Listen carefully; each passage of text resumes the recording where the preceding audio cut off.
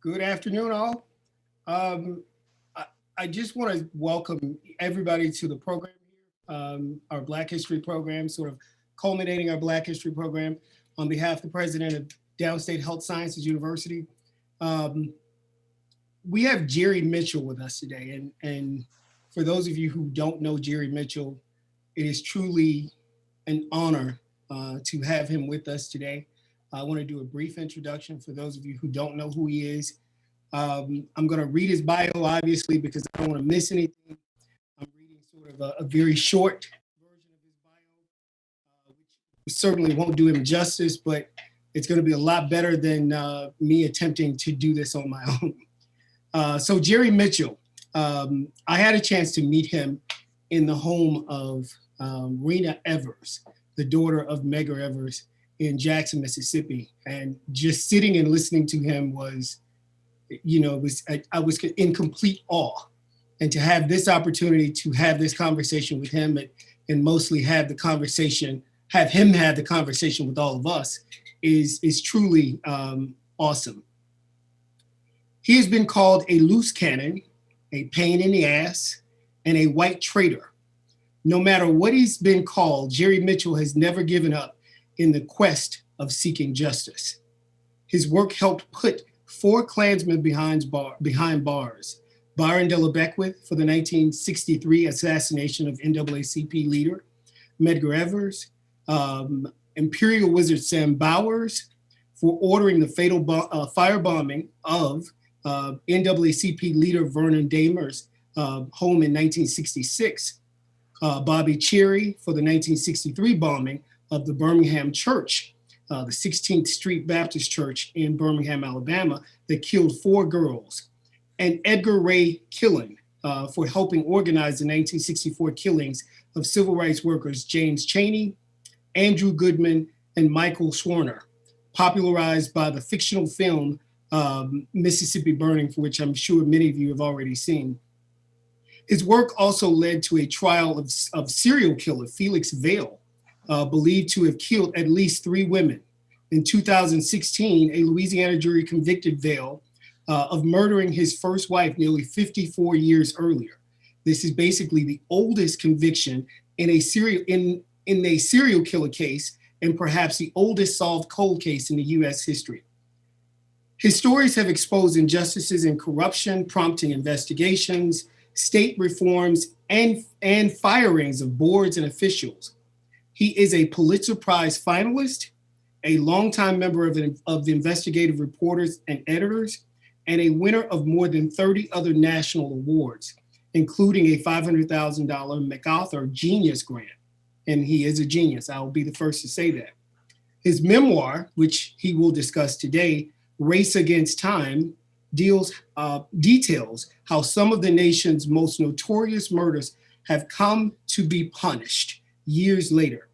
After reading a book author John Grisham raved, the first 2 decades, investigative journalist Jerry Mitchell doggedly pursued Klansmen responsible for some of the most notorious murders of the civil rights movement. This book is an amazing story. Thanks to him and the courageous prosecutors, witnesses, and FBI agents, justice finally prevailed. Again, that's according to John Grisham. Harvard University law professor Randall Kennedy, for which many of us know, said of the book that it was a brave work. It deserves praise, it deserves gratitude, and it deserves a wide audience. Oprah Winfrey Magazine said that readers can expect an electric feeling on every page. I know I had that feeling when I read the book, as his remarkable shoe leather effort finally began to bring about the justice that Martin Luther King Jr. dreamed of. After working for 30 years in the statewide Clarion Ledger in Jackson, Mississippi, Mitchell retired, and he basically started the Mississippi Center for Investigative Reporting, which is a nonprofit that exposes injustices, inequities, shines a light on possible solutions, investigates cold cases, gives voice to the voiceless, and raises up the next generation of investigative reporters.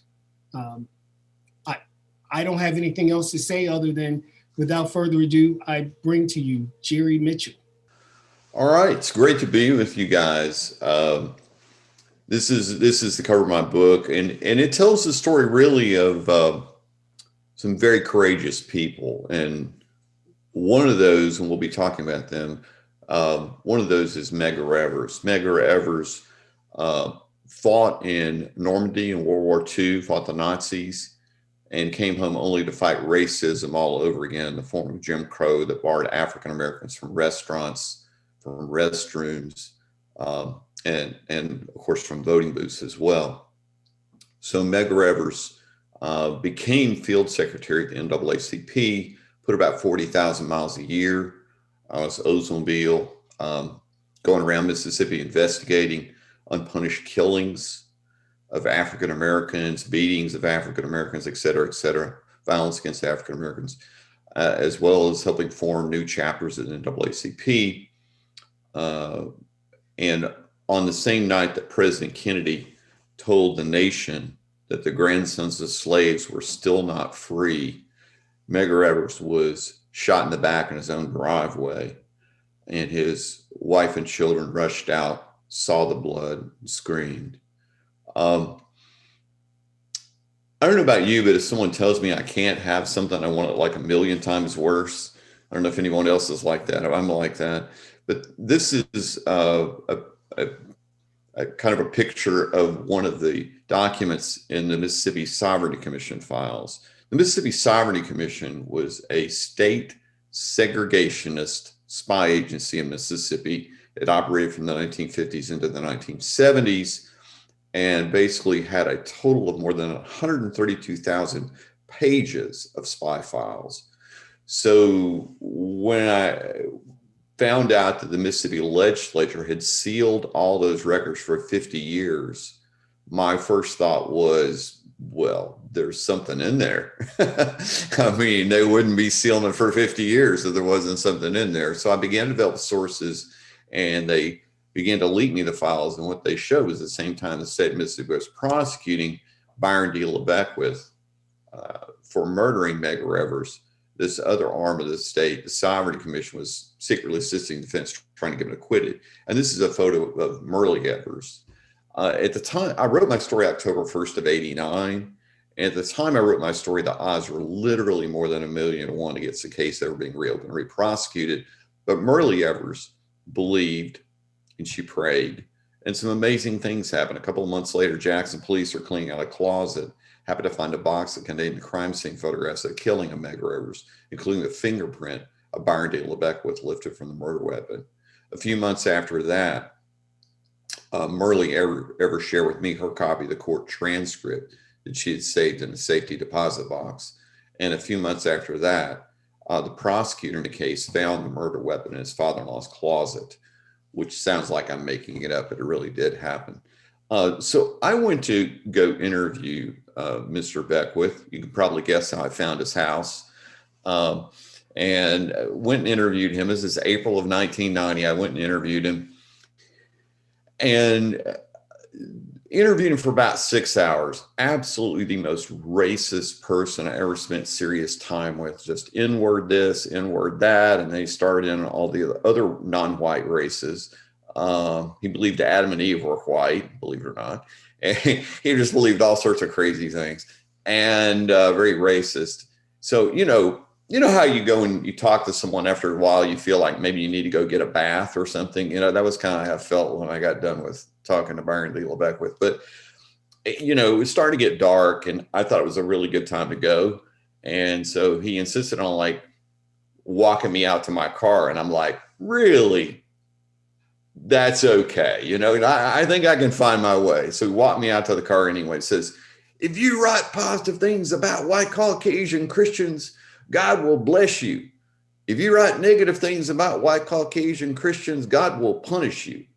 If God does not punish you directly, several individuals will do it for him. And so his wife had made me a sandwich. I think you can guess what I did with the sandwich. So anyway, he got indicted for the murder of Medgar Evers in late 1990. He fought extradition. He lost that battle. And he wound up in the courtroom. At the time that I interviewed him, he had no idea I was the one that wrote the story that got the case reopened. by now he'd figured it out. And so he saw me across the courtroom, and he was talking to some reporter was asking him a question. He's like, "You see that boy over there? When he dies, he's going to Africa." So I turned to a friend of mine, I've always wanted to go to Africa. So Byron D. Beckwith was convicted of murder in the exact same courtroom he'd been tried almost 30 years to the day. And when the word guilty rang out, you could hear the waves of joy as they cascaded down the hall till they reached a foyer full of people, black and white, just erupted in cheers. And Merle Evers and her wife, Rena, cheered as well. And I just felt chills because the impossible had suddenly become possible.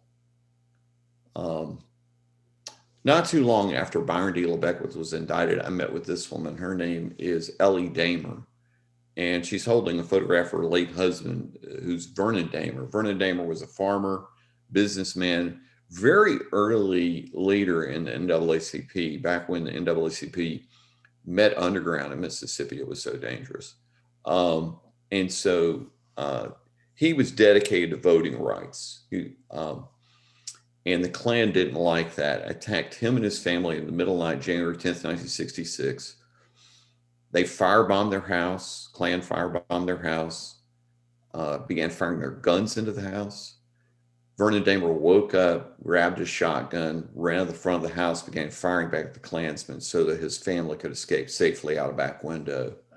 Unfortunately, the flames of the fire seared his lungs and he died later that day. A few weeks later, in the mail came his voter registration card. He had fought his whole life for the right of all Americans to be able to vote, but never been able to cast a ballot himself. The guy, at the time of the killing, he had 4 sons in the military, and 6 of his 7 sons served a total of 78 years in our nation's armed forces. And when the 4 that were in the military at the time came home, this is what they found. The guy who ordered the killing was this guy. His name is Sam Bowers, the head of the White Knights, responsible for at least 10, probably 11 or 12 killings at least in Mississippi. So Sam Bowers had ordered this killing. He'd never been convicted. The Vernon Dahmer family contacted me, and I drove down to Hattiesburg and met with them. And anyway, not long after I met with them, then they met with the district attorney. And basically he reopened the case, acted interested, but pretty quickly got cold feet. So, had an excuse. And then when that got taken care of, he had another excuse, and you get the picture. And then he didn't run again for office. And so this other guy came in who seemed to have even less interest in the case.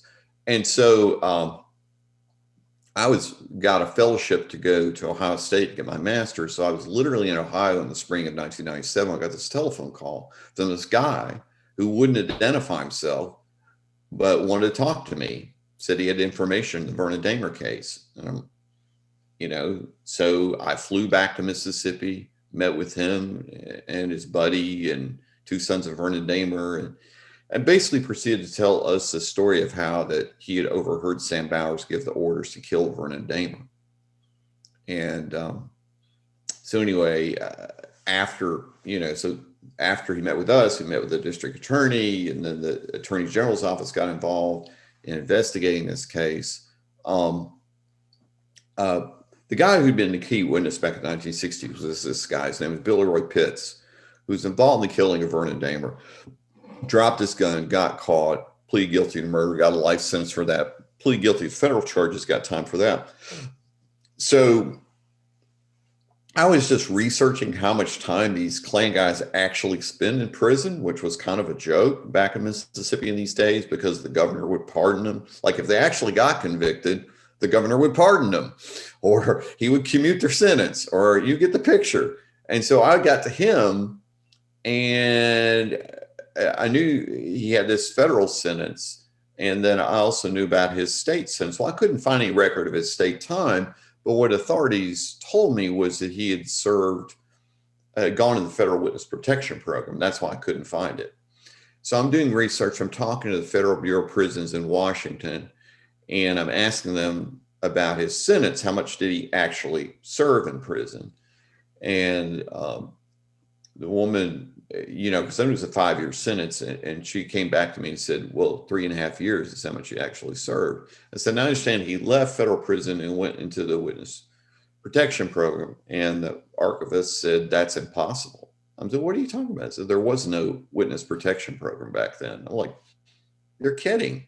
And so what this meant was Billy Roy Pitts had never served a single day of his life sentence in Mississippi, not one day, which struck, I'd never heard of. And so I didn't know if the guy was alive, dead, where he was. And it was relatively early days of the internet, but I knew there was an internet site I could go on and just type in the name without having a city or state and kind of take my chances. And so I did. And up it popped. Billy Roy Pitts had his address, Denham Springs, Louisiana, has his telephone number. So I called him. First 20 minutes of the conversation went like this. How'd you find me? How'd you find me? I'm like, it's on the internet. The internet, I can list the telephone number. I'm like, I guess you have to take it up with him. So the result of my story that he never served a single day of his life sentence, Mississippi authorities issued a warrant for his arrest. And so he didn't like that. And he actually ran. And while he was on the run, he sent me this audio cassette. When I got it, I played it, and this is how it began. Jerry, I just thought I'd let you know you've ruined my life. But I promise if I talk to anybody, I'd talk to you. So here's his tape. And on his tape proceeds to tell me all this involvement, Klan violence he was involved in, all this other, the Vernon Dahmer murder that he was involved in. And so shortly after, after he gave me this tape and I did a story, he turned himself into authorities. And this now led to the arrest of Sam Bowers. Also arrested was Bowers's right-hand guy, whose name is Devers Nix. When the family brought Devers Nix in, it was like the most pitiful sight you've ever seen. They wheeled him in the wheelchair with the oxygen tank and got him up in front of the judge. And he's like, I can't take more than a couple steps without needing oxygen, Judge. The judge's like, well, I normally don't do this, but I'm going to let you out without bond. A dozen days later, this is like a reporter's dream. We caught him here on the golf course. So he got arrested. Yeah, he loved me. So fast forward, Sam Bowers goes on trial, and guess who's there to testify on his behalf? But Devers Nix, Mr. Golfer.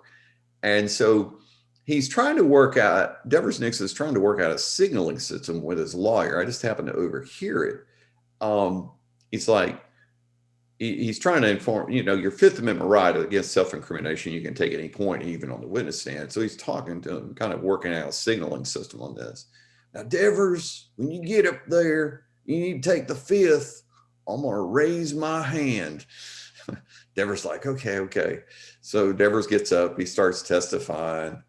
I looked over his lawyer. His lawyer fell asleep. So Devers kept right on testifying. Yeah, I was in the Klan.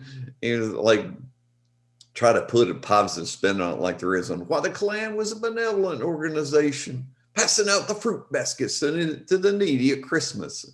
Under cross-examination, the prosecutor got him to ask, Mr. Nix, just how many fruit baskets did you pass out?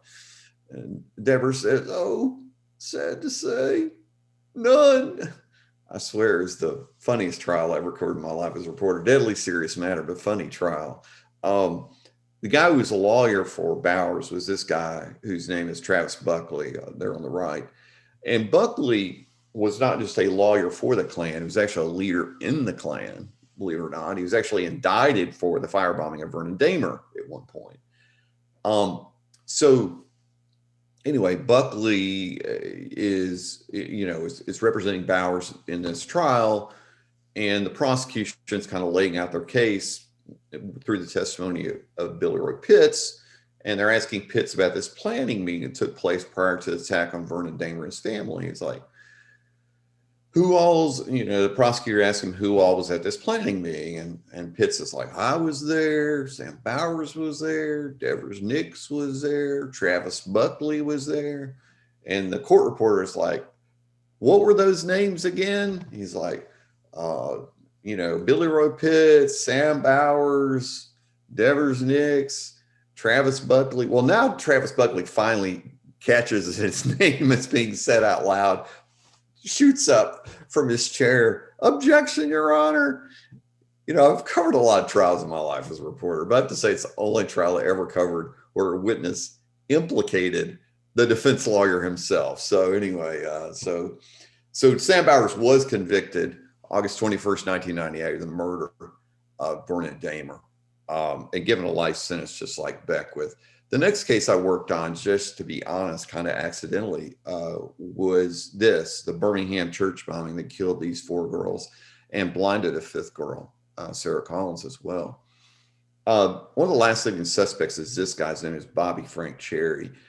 And I interviewed him by phone. I was just trying to write about stories about what other cases were being looked at. This was one of them. Interviewed him by phone. Several months later, get an email from his wife who's like, Bobby wants to talk to you. So I'm like, great. And so I drove over. He lived near Tyler, Texas, which is not far from my hometown, the schizophrenic town of Texarkana. And so I knew where he lived. I drove over, met him and his wife, took him out for barbecue because I guess that's what you take Klansmen out for. I'm not really sure, but we ate barbecue and he's like, I didn't have anything to do with that church bombing. I left that sign shop at 9:45 because I had to get home and watch wrestling. And even pulled out the sworn statement of this woman. I remember that night well. We're all sitting around watching wrestling. So, I got back to the newsroom the next day and talked to our librarian. And I remember from when I was a kid, they used to have the entire TV schedules in the newspaper. And so that's what I mentioned to the librarians to just check with the Birmingham News and see what was on TV that night. Next day, the librarian comes back and said there was no wrestling. And it turned out he had concocted this alibi years later, apparently. So Bobby Cherry was arrested and he was convicted in this case and given 4 life sentences, 1 for each one of those girls. Remember what I told you before, if someone tells me I can't have something I wanted a million times worse. Well, Sam Bowers, who never ever talked to the press or gave an interview with the Mississippi Department of Archives and History. So it was sealed though, just like the Sovereignty Commission records. So I really wanted that interview. So I was able to get that interview leaked to me. I had somebody let me come and basically read it and take notes. And in that interview, Bowers talked about what people call the Mississippi burning case, or basically the killings of James Chaney, Andy Goodman, Mickey Schwerner. And he was convicted in that there was a federal case. Nobody ever been prosecuted for murder, but Bowers was one of 7 who actually got convicted on federal charges, although it was a bit of a joke because they hardly spent any time in prison. But anyway, but Bowers talked about that and said he was quite delighted to be convicted and have the main instigator of the entire affair walk out of the courtroom a free man. It was referring to this man, Edgar A. Killen. So I call up Edgar A. Killen. We talked for quite a while, and finally at some point he said, there's some guy in Jackson just keeps stirring things up and stirring things up and stirring things up. And I just didn't have the heart to tell him it was me. So I took him and his wife out for catfish. So we went and ate, and I started talking to him. I asked him if he had anything to do with the killing of these 3 young men. He said no. I said, well, what do you think should happen to people that were responsible? He said, I'm not going to say they were wrong. And he proceeded his whole story about himself. When Martin Luther King was assassinated in Memphis in 1968, the FBI at that moment in time had no idea who did it. Basically, FBI just kind of went out to the usual suspect, began asking questions on their whereabouts, April 4th, 1968. Edgar A. Killen wouldn't talk to him, but agent left his card.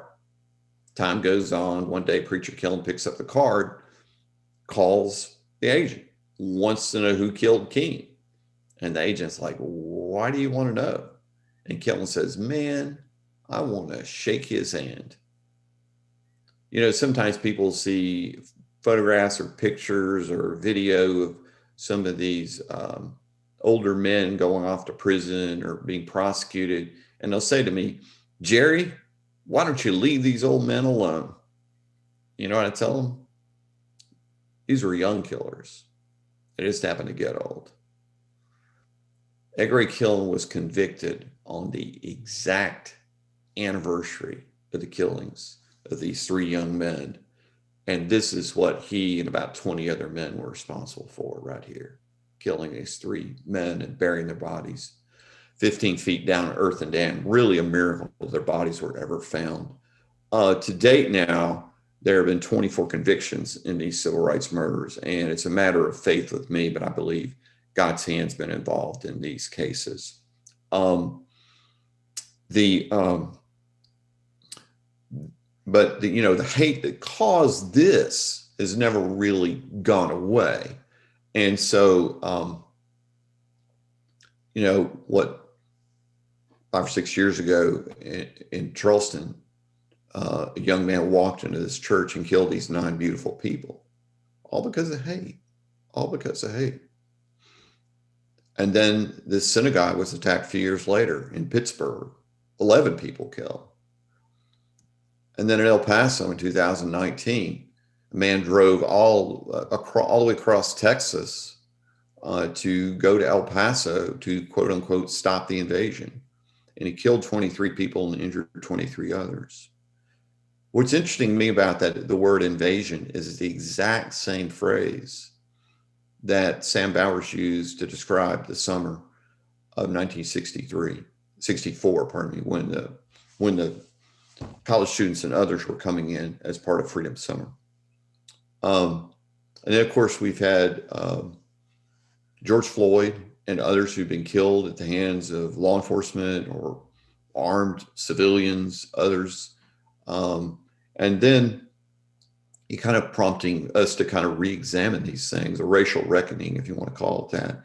And then, of course, on January 6th, white supremacists and other, people from the radical right and others attacked our nation's capital, of course, assaulting Capitol Police and killing one of them, hurling the N-word at the black officers, waving the Confederate flag. And of course, they searched, they had handcuffs for people in the Senate and others. And of course, they had a gallows waiting outside. It's incredible what all happened. But here's the truth. We keep repeating our history because we don't know our history. We have failed to learn our history. And it's time that we welcome a true account of our painful past so that we can move forward to an honest present and a vibrant future. And it's time that we move to change what needs to be changed so that Americans of all colors can be treated equally under the law, the cause for which Medgar Evers and so many others died. It's time. Thanks so much for your time. I appreciate it. Jerry, that was truly awesome. Truly awesome. Thank you. I will take some questions from the live stream. For those who have questions, you can just enter your question right in the live stream chat. I'll take those questions as they come in, assuming that we do have some. On the flip side of it, I do have a couple of questions, Jerry, that I'd like to throw at you. And again, based on my reading of your book, as well as some of the details that you've added, some of the details you've added in the conversation. Sure. The question that I had that really came to mind was, talk to me about some of the fear that you might have had. How scared were you, if at all? Were you scared? What was probably the biggest moment of fear for you during all of these cases, during all of this investigation, talking about Klansmen, et cetera? Go ahead. Yeah, it was, I got dozens of death threats through this. I had a guy that said he had pictures of me and knew where I lived, which was obviously disconcerting from a I had a family, and I had another guy that talked about slitting my throat and leaving my body in the road and, things like that. Um, but it kind of led to an unexpected gift, and that's the gift of living fearlessly. And because living fearlessly is not about living without fear, it's about living beyond fear. It's about living for something greater in ourselves.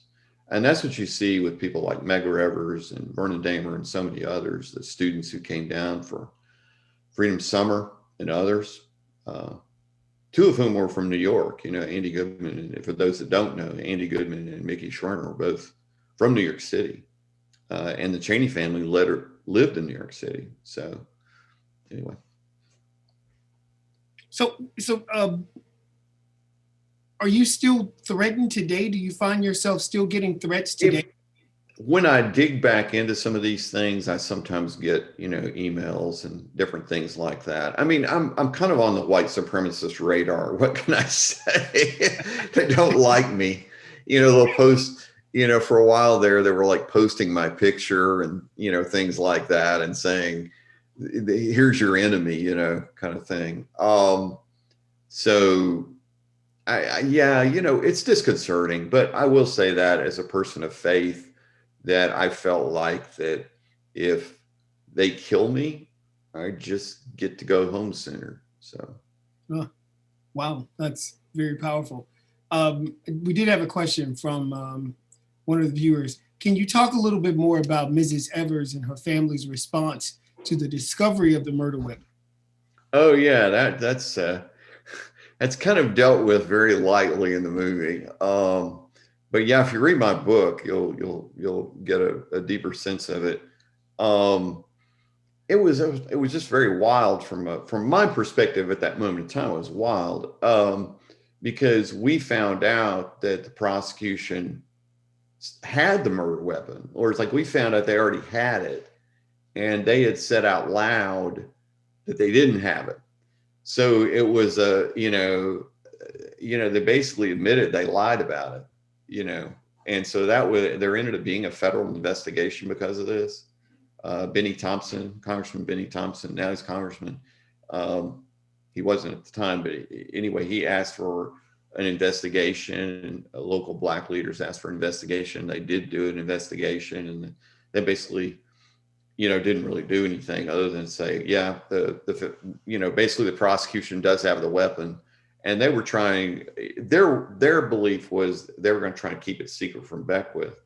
But the whole story, if you read it in the book, is the way I found out was through a buddy of Beckwith's, which makes no sense at all. That's one of the wildest journalism stories. And I still don't even tell it out loud. I guess I should tell it out loud once in a while, is finding the gun. I mean, that was one of the wildest stories ever of how we found out that the prosecution, had the gun still, that they already had the gun in possession, because they had said out loud they didn't have it. It was missing. Well, I know that there are a lot of cases out there, but can you give us just, based on your own investigations, a rough estimate of how many cases you may have come across, of this kind? Well, there were the FBI figures now it's over 150 of these kinds of cases that we're talking about, what we might call the civil rights era, the 50s and 60s. And there, to be honest, there were far more than that. It's just, this is how many. It's kind of like, it's kind of like our legacy of lynchings in this country. There are unfortunately lynchings that took place that we don't have records of. In other words, like, if they didn't get written up in the newspaper, or they didn't get noted, or then they kind of got lost to history. And that's why I think what this book helps to do as well is, to reinforce our need to preserve this history. Because if we don't, we're, as we see, we just repeat our history if we don't learn from our history. Absolutely. Another question from the chat. One question is, how can we affect change? I think it's a great question. It's probably a broad question, but again, the question's for you. How can we affect change? Well, I think this is the way I see it. And of course, I'm a journalist, so I think in those terms. But I think what are we looking for? We want to find justice, right? So in order to find justice, you have to start out with truth, right? You got to have facts. You got to have truth. And it's truth that will help us find justice. And even if justice is impossible for whatever reason, you can still have truth, and you can expose that truth and you can share that truth. And so that's how I view, that's why I think journalism plays an important role in this. Kind of like David Halberstam said at one point about stuff I was working on. He said, people said it belonged to history, but it didn't belong to history at all. And he was right. Nothing had ever been done. And so it would still deserve to be looked at. And there are so many families who have lost, who had loved ones stolen from them like this, and they never knew what happened. And so that's part of what we need to do in process is to, I don't know whether the nation needs to have a kind of something similar to what South Africa had, or whatever you want to call it, some means by which we go into these cases and actually determine, okay, what really happened. The FBI has done some of that work, but I think you need to involve the families in this. I think that's one of the mistakes I think the FBI has made in doing this, is they haven't really involved the families in this process of trying to piece these cases together. What really happened? What if anything can be done today?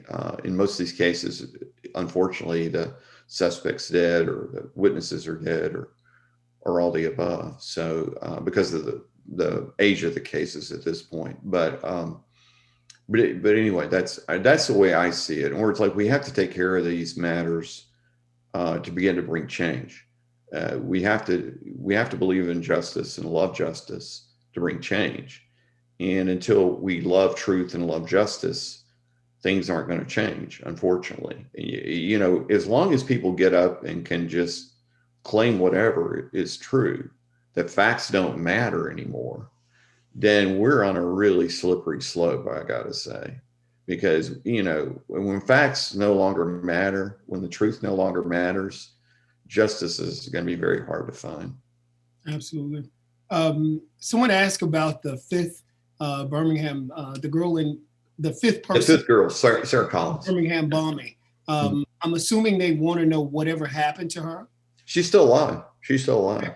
Sarah, her name is Sarah Collins Rudolph. And so, yeah, she's, you can find her on Facebook. I know she's on Facebook. She follows me. Anyway, but she sometimes lectures or talks to folks. So she's someone you could possibly interview or talk to as well. Okay. Another question from the chat is, how did you make the supremacists, the white supremacists, feel comfortable talking to you? Well, I'm a Southerner and I'm a white guy. And I like catfishing and all the Southern staples like them, and barbecue and everything. Yeah, I think they felt like I was one of them, if you know what I mean. I'm a white guy and I'm working for this newspaper that, was a pretty horrible racist newspaper back in the 50s and 60s.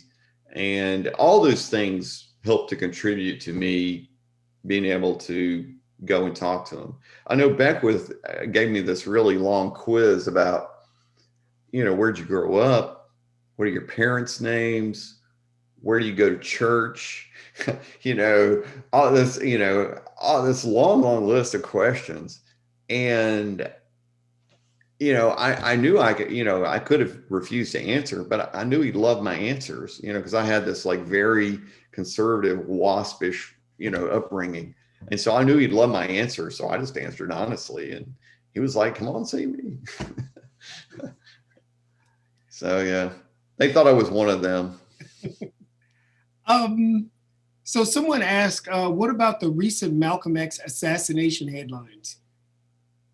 Oh, well, I'm not sure which headlines you're referring to. You mean about the possible involvement, about maybe they got the wrong guy? Is that what we're referring to? Or I don't know what they're referring to exactly. Yeah, there are no additional details there, but it just. Yeah, there's always been some talk about, and I've talked to some people that have, spent years investigating that. They've spent a lot of time doing it. There's been some, there's some evidence that the people who actually went to prison were not the ones who actually did it. And I know that's the case. And I know there's also been talk of what the FBI knew at the time and maybe didn't, was this actually the FBI involved in this? I don't know any evidence of that, but I know that there's been, certainly the FBI was out to get Malcolm X, and to be honest, they were out to get King too. I mean, that's not a secret.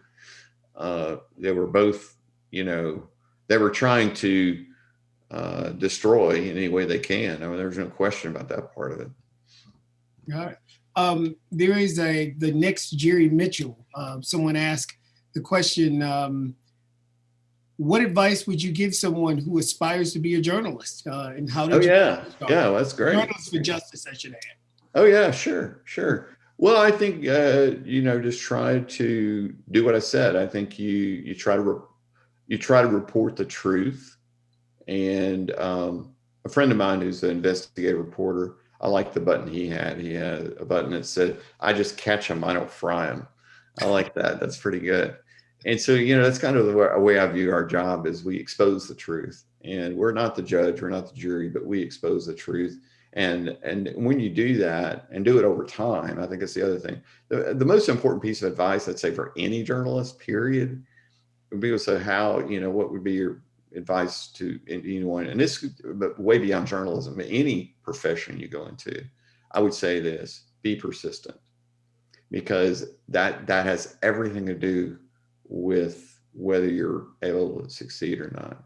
Because I found it in my reporting. I mean, I thought when I was young that I'd do this great investigative story, and everyone's eyes would be open, and everyone would wake up and see and want to change everything, and it just doesn't work that way.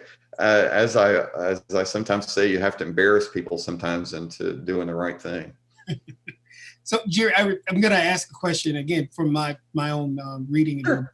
I recall in a certain section, and again, I don't remember where it was, but you had taken certain precautions. I remember you were interviewing a Klansman, and I don't remember which Klansman it was. Probably Edgar A. Killen. Invited you. It was in Neshoba County. Yeah, it was Edgar A. Killen. Yeah, he invited me to his home.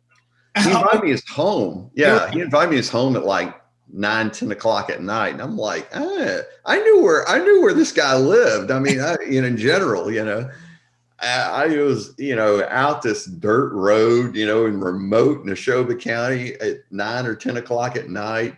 And plus I was 2 hours away from where I lived. I mean, in addition to my safety concerns, it was 2 hours away from where I lived. And I'm like, I don't want to be dragging back home at, 1 o'clock in the morning or, whatever it would be.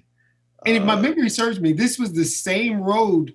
Same road that the three young men were killed on. Correct. He only lived a mile from where they were killed. So I guess the question is, what other precautions did you take when you were doing all of these interviews? Yeah, well, I mean, that's a good example. So instead of, going, now I did go to Bobby Cherry's house and went to Beckwith's house, but instead of going to Killen's house, since of the time he wanted me to be there, I chose a restaurant. I mean, there are things you can do to be careful. I think you need to do that. As a journalist, you want to be careful. You don't want to do things stupid. Someone asked me, actually, Ralph Eubanks asked me, who's got a book. I think his book's out now, but anyway, it's coming out, and about Mississippi. And he asked me one time, because he was going to meet with the guy who was one of the last living members of the Mississippi Sovereignty Commission. what do I need to do? I said, well, take them out for lunch. So someone is interested in knowing if you might investigate the Malcolm X case. Yeah, I would love to. Like I said, I mean, the thing is, you've got people that I would love to, people that have been working on it for years. I mean, I don't know what I can, I guess I wonder what I can contribute, more than what people have already been doing. But if anyone's got a lead on that, I'm happy to pursue it. Absolutely. We know you will definitely take a lead, right? We know that. Yeah. If you got a lead on that, like I said, I think the main thing I've heard has been about who actually was involved in the killing. There were 3 men. They got arrested and went to prison for it. But then there's always been talk that they weren't the right 3 men. And anyway, it's an interesting case, that's for sure. Let me ask a more personal question. Sure. What was your motivation for this? I mean, obviously you've spoken to us about right. The fight for justice or the quest for justice. But yeah. What is the motivation? What inspires someone to go into the depths of something so dangerous? That we young people, I guess I could call myself. I was obsessed, and I was young. I wasn't necessarily thinking through this, like maybe I should have been, as I would have. Believe me, I don't mean this egotistically at all. But as I kind of put the book together, I kind of went, I was crazy, man. I was just crazy, But aside from that, I think it's always stuck in my craw when people got away with, especially with murder. And the thing is about these murders, it's not just that these guys got away with murder. It's the fact that everybody knew these guys were getting away with murder. This was like injustice at its height, Mm-hmm. And about the juries back then. They were all white, all male juries. And women couldn't even serve on juries in Mississippi until 1968. I mean, unreal. And so, much less African Americans. And so, those were, anyway, it was just so incredibly, obvious these injustices had taken place. And it was just like, it just stuck in my craw. How could you not do something? And especially once I met the families and we get to know the families. And I always say that too, that's been the biggest reward for me, has been getting to know the families and Rena and the Evers family. And it's just, I mean, I can't say enough good things. And, look, we've been talking about me, but I want to tell you the courage of these families in these cases to make sure, it would have been very easy for Merle Evers and Rena to say, we've been through enough pain. We've been through enough. We don't want to have to relive this. And that would have been totally understandable, right? Right. But they had the courage to move forward with this. And because of their courage, that inspired others to also have families to have courage and do the same thing. And so I can't say enough good things about the families and their courage to do these things, because they could have, here I am showing up, and they could have easily just said, Jerry, go away, or whatever, we've been through enough, but they didn't. They wanted to. The Evers family, the Dahmer family, the families of the 4 little girls, and the 3 families of the young men, all wanted to see justice done, even though obviously it's late, but they, and that's what they wanted. They wanted society to say, hey, this is wrong. Right. This is wrong. We as society are not going to stand for this. And that is important. And that's why I think that's what drove me, is I wanted to see these injustices not just because I don't know, just bothered me a lot. You know, someone like Byron D. LeBeck with the laughing about Medgar Evers. You know, at some point he said, "Oh, well, I didn't kill that N-word, but he sure did. Ha ha ha ha ha ha. He ain't coming back. Ha ha ha ha ha." I just see an interview where he said that, Right. Mm-hmm. and I mean, just lost it. I mean, it's just like this guy. I mean, he's not only done it, he is mocking. You know, I asked him one time, you know, what do you think? Well, I asked him about if he had any sympathy or compassion for the Medgar Evers family. He told me he had about as much sympathy as an N-word getting run over by a streetcar in Chicago. Ha ha ha ha ha. Do they still have streetcars in Chicago? Ha ha ha ha ha. I mean, this is this guy. I mean, it's unreal. Wow. How can you not do something about that? I mean, you know, you know, you've got to. It's just you can't stand. Yeah, I guess that's why you felt like you had to take a shower after. Yeah. After Beckwith, I got rid of the sandwich and got out of town. That's for sure. You know, that interesting little side note. I should mention my speech, but interesting little side note. I mentioned he lived in Signal Mountain. The other mountain over, which is there are two mountains right there, is Lookout Mountain, which is the one that Dr. King spoke of, mm-hmm. in his "I Have a Dream" speech. Yeah, he lived in that area. Yeah, the Klan. This is what Beckwith's wife said to me. Is that someone black, of course she didn't use the word black, moved into Lookout Mountain, but they burned him out. Oh wow. Okay. Got it. Yeah, it's like wow. Yeah. So there was a question on the chat that asked about your whether or not your family was supportive of your choice, your career choice. Now I can recall. Yeah. My book talks a little bit about some of right. that. Yeah. Your wife wasn't too happy with it. Yeah. My wife at the time was, you know, it was difficult. I mean, she was, God bless her, 8 months pregnant when I went to go interview Byron D. LeBeck. So wow. She just thought I was insane and that he was going to kill me.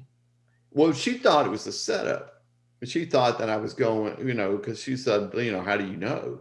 And the truth was, I didn't know. I mean, if he had been playing a game with me, I wouldn't have known. I was just assuming, given our previous conversations, he didn't know I was the one that wrote the story.